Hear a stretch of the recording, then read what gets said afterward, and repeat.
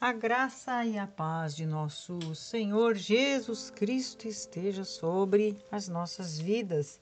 Hoje nós vamos falar um pouquinho dos ensinamentos que o Senhor nos traz através da história de Jonas. O que Jonas fez, o que o Senhor quer nos ensinar através da sua vida, quais os exemplos que ele nos deixa através dessa história, para que a gente siga firme buscando o Senhor. Queria também estimular aos irmãos, muitas vezes nós estamos na vida da igreja, nós estamos buscando o Senhor, nós não vimos transformações, nós não vimos a obra do Senhor se manifestando através dos nossos membros. Muitas vezes nós nos abatemos, nos desanimamos, porque parece que as coisas não andam, que parece que as coisas não se movem nas nossas vidas e através das nossas vidas, mas a palavra do Senhor diz que aquele que perseverar até o fim, este será salvo. Então nós precisamos perseverar mesmo que nós não estejamos entendendo o trabalhar do Senhor, porque a palavra está escrito na palavra e diz que mesmo que o nosso homem exterior se corrompa, o nosso homem interior se renova de dia em dia.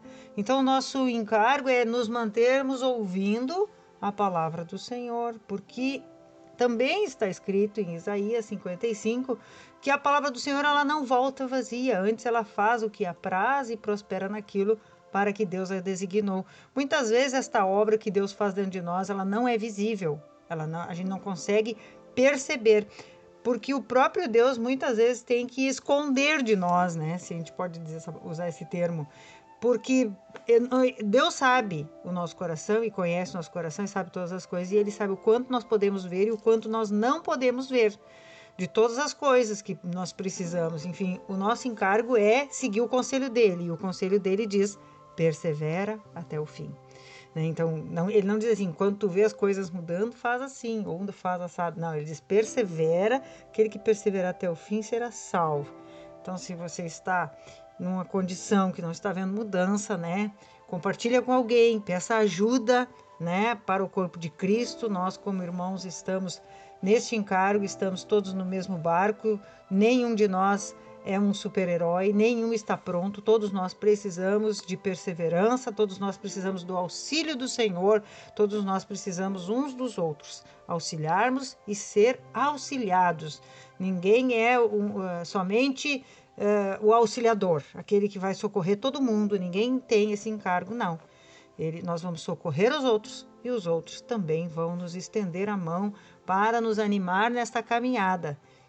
É assim que Deus estabeleceu, para que nenhum de nós se sinta superior ou inferior, ficando nos comparando. Deus nos trata desta maneira e assim nós vamos nesta caminhada, nos auxiliando uns aos outros, nesta mutualidade maravilhosa que é o corpo de Cristo, para a qual o Senhor nos chamou. Nós não vamos muitas vezes ter entendimento, né?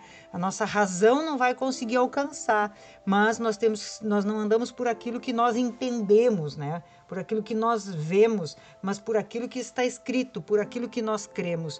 Então, quando o Senhor nos aconselha a perseverarmos, é porque nós temos que perseverar independente das circunstâncias. Então, fica comigo até o final para que a gente compartilhe a história de Jonas, que todo mundo conhece desde criança, né? Porque é uma história muito diferente, né? Que tem a questão do peixe ali, que é uma coisa muito fora de uma normalidade natural. E vamos ver o que o Senhor tem para nos ensinar através dessa história. Te convido a ficar comigo até o final.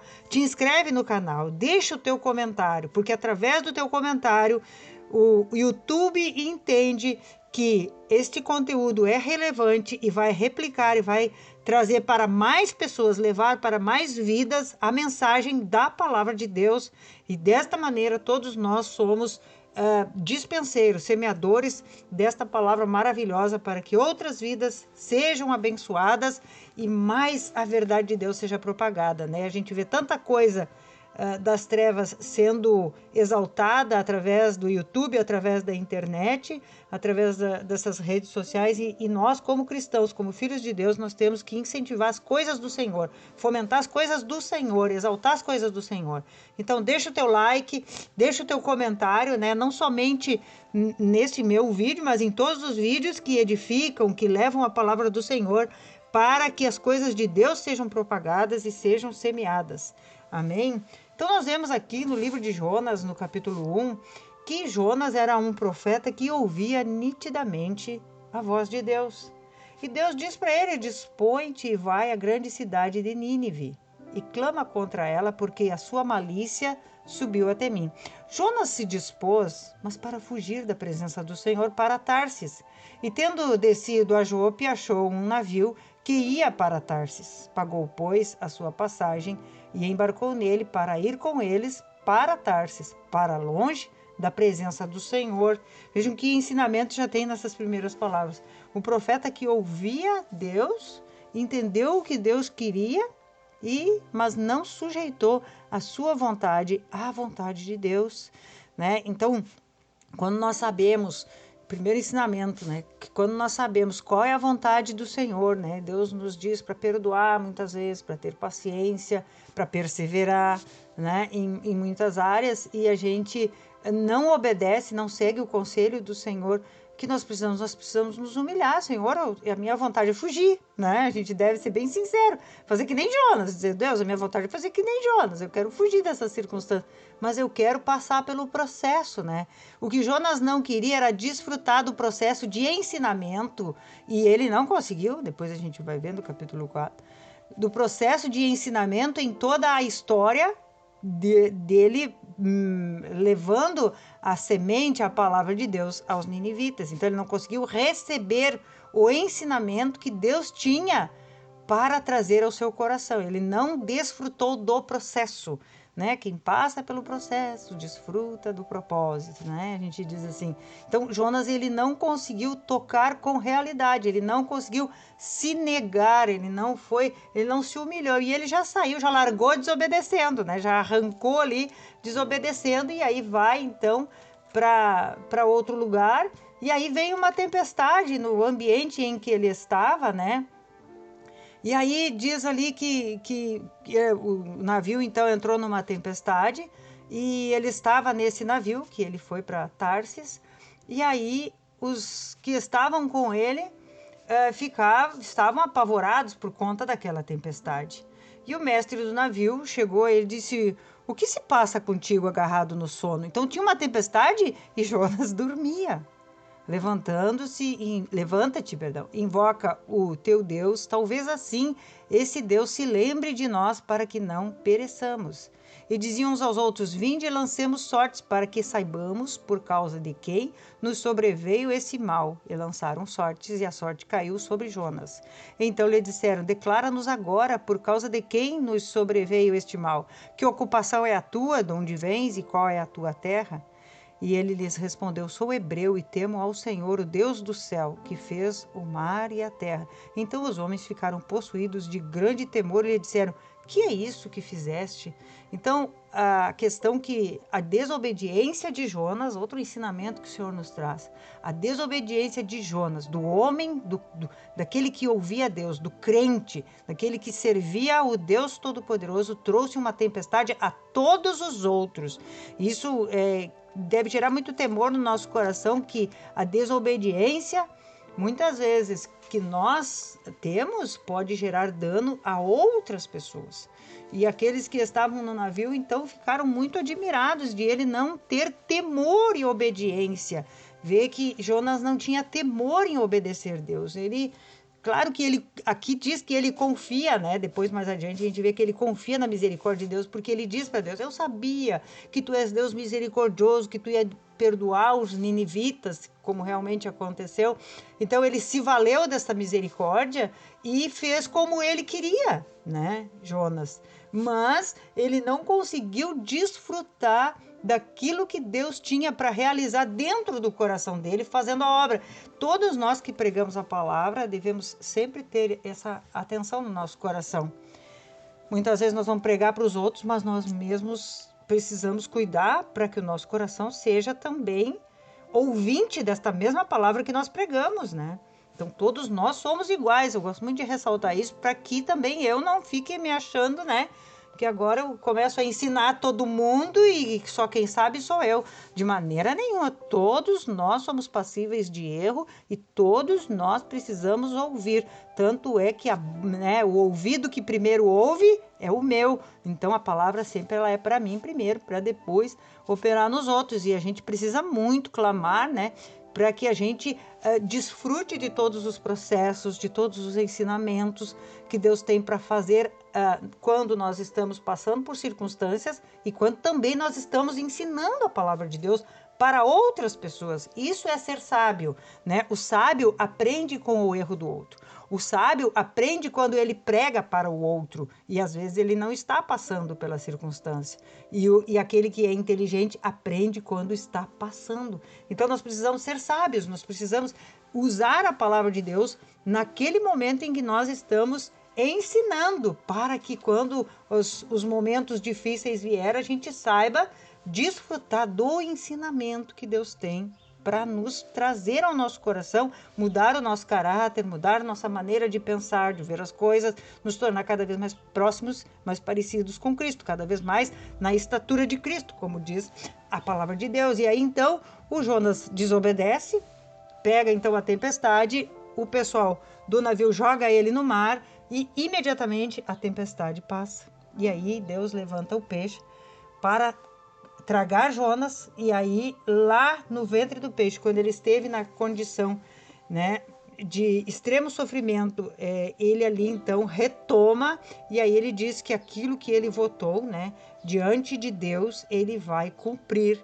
E aí ele retoma a posição e vai então para Nínive para pregar a palavra. Então, a desobediência e a dureza do coração de Jonas, outro ensinamento que o Senhor nos traz, nos leva muitas vezes a grandes sofrimentos, que foi o caso de Jonas, né? Então, como a gente precisa estar sensível ao Senhor, ouvindo a direção do Senhor, e quando aquela direção vem em oposição à nossa vontade, nós temos que correr para a presença do Senhor. Porque quando Deus quer uma coisa e nós não estamos em obediência, nós vamos sofrer danos. É o que nos ensina nesta palavra. E aqui, então, diante dos ninivitas, ele prega, os ninivitas se arrependem, né? Fazem um jejum, 120 mil pessoas numa cidade, ele percorreu essa cidade em 3 dias, veja que unção ele tinha, né? Que como ele tinha entendimento das coisas de Deus, Jonas, né? E aí os ninivitas todos se arrependem, Deus faz uma obra. Por quê? Porque os ninivitas eles eram maus. Por isso que o Jonas não queria pregar para eles. Eles eram maus. Eles eram muito, assim, cruéis com as pessoas, com os inimigos. E o Jonas sabia que mesmo diante de um povo tão cruel, ele pregaria a palavra e as pessoas iam todas se arrependerem e se converterem ao Senhor por causa que Deus era misericordioso, né? Ele diz no capítulo 4, né, que ele disse, que ele chegou para Deus e disse: eu sabia que eles iam se arrepender, por causa que tu é misericordioso e que tu perdoaria a todos eles. Mas aí Deus, lá no final, né, fala com Jonas, e aí Deus diz assim, ó, lá no fim do capítulo 4, e versículo 10, assim: tornou o Senhor, tens compaixão da planta, que não te custou trabalho, a qual fizeste crescer, que numa noite nasceu e numa noite pereceu. Deus está falando de compaixão. E não hei de eu ter compaixão da grande cidade de Nínive, em que há mais de 120 mil pessoas que não sabem discernir entre a mão direita da esquerda e também muitos animais? Então aqui Deus relata que os ninivitas, como Jonas via os ninivitas como cruéis e maus, e que não mereciam a salvação de Deus. Mas Deus diz para Jonas: tenha compaixão. Por quê? Porque os ninivitas eram maus, sim, mas eles eram muito simples de coração. Eles eram muito de uma ingenuidade.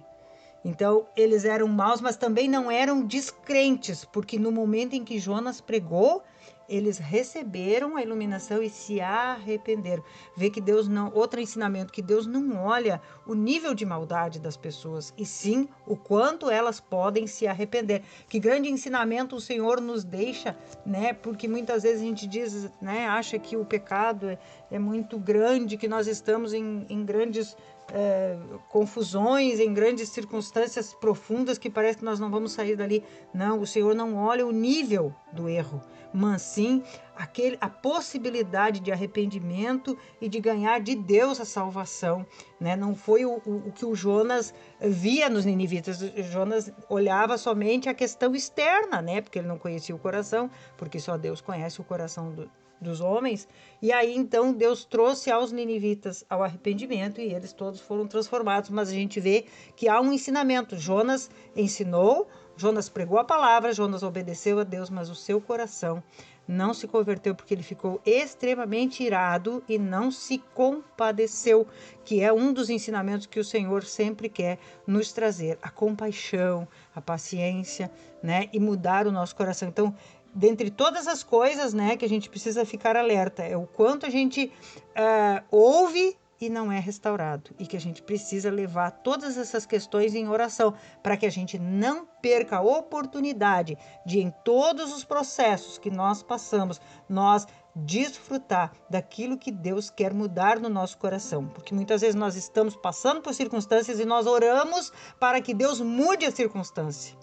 Tudo certo, não tem problema, mas nós precisamos também: Senhor, me ensina o que tu quer me ensinar através dessa circunstância, ou seja, desfrutar do processo, entendendo o que Deus quer realizar dentro do nosso coração, dentro de nós. Que o Senhor nos abençoe e nos dê sempre esta graça de desfrutarmos dos processos, ganharmos o arrependimento e mudarmos os nossos caminhos. Que o Senhor nos abençoe e nos guarde em nome de Jesus. Amém.